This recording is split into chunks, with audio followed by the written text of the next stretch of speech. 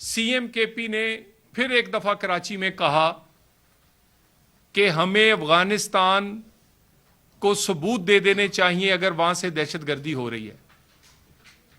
क्या अभी तक आपको यह नहीं पता कि दहशतगर्दी कहां से होती है, कहां उसके कैंप्स हैं, किस जगह ट्रेनिंग है, कौन उन्हें सपोर्ट करता है, कौन वहां से तश्कीलें और ग्रुप्स बनाकर भेजता है, कौन उन्हें एंटर करवाने के लिए अफगानिस्तान अपनी सरकारी फोर्सेस को इस्तेमाल करता है। कितने मुमालिक ने यह बात की है? किसी एक मुल्क ने नहीं। दुनिया के 2 दर्जन मुमालिक ऐसे हैं जो इस बात की निशानदेही कर चुके हैं कि दहशतगर्दी अफगानिस्तान से हो रही है, और इस बात को अब तकरीबन सारे मुत्फिक हैं कि तकरीबन 2 दर्जन इंटरनेशनल दहशतगर्द ऑर्गेनाइजेशंस के फुटप्रिंट जो हैं वो अफगानिस्तान के अंदर है। और क्या सीएम केपी अपने आईजी से या अपने किसी और से पूछें कि जो तश्कीलें आ रही हैं उसमें 70% अफगान शहरी खुद शामिल नहीं? कार्रवाई करके जाते कहां हैं, कहां से कार्रवाई करने के लिए आते हैं, ट्रेनिंग कैंप्स कहां पे हैं? ये सारे के सारी चीजें अगर ये अफगानिस्तान में हैं तो अबहाम पैदा करने की क्या जरूरत है? और ये अब आप अबहाम जानबूझ के पैदा करते हैं। हम ऑपरेशन नहीं होने देंगे, अफगानियों को, गैर कानूनी अफगानियों को वापस नहीं भेज सकते,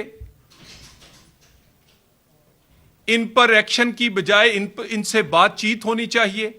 ये नरम रवैया, ये नरम गोशा, इसकी कोई वजह है?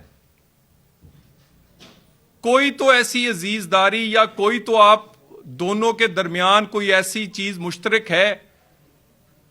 मैं ऑन रिकॉर्ड ये बात कह रहा हूं, 11 साल से पीटीआई के किसी अहम ओहदेदार पे, किसी वजीर, मशीर और लीडर पर हमला नहीं हुआ, और इस 11 साल में पाकिस्तान की तमाम सियासी और मजहबी जमातें जो केपीके में मौजूद हैं, वो छोटी हैं या बड़ी हैं, उन पे हमले हुए हैं।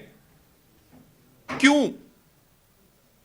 क्योंकि वो बोलते हैं दहशतगर्दों के अगेंस्ट, और आप अबहाम पैदा करते हैं आम लोगों के जहन में, अबहाम पैदा करके गुंजाइश पैदा करते हैं कि वो टीटीपी हो, बाकी दहशतगर्द ग्रुप्स हो, वो केपी में ऑपरेट कर सकें और वो उनको कोई उनके अगेंस्ट एक्शन लेने में मुश्किल हो, और आम आदमी जो है उसकी किसी हद तक हमदर्दी जो है वो उस साइड पे जाए। ये बात पहले भी कई दफा हुई है।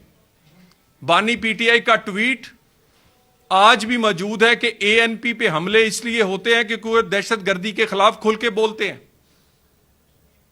आपका स्पोक्स पर्सन आज के दिन तक भी दहशतगर्दों को खुल के उसकी ना मजम्मत करता है, ना सामने आके वो हमारी सिक्योरिटी फोर्सेस के साथ खड़ा होने की बात करता है।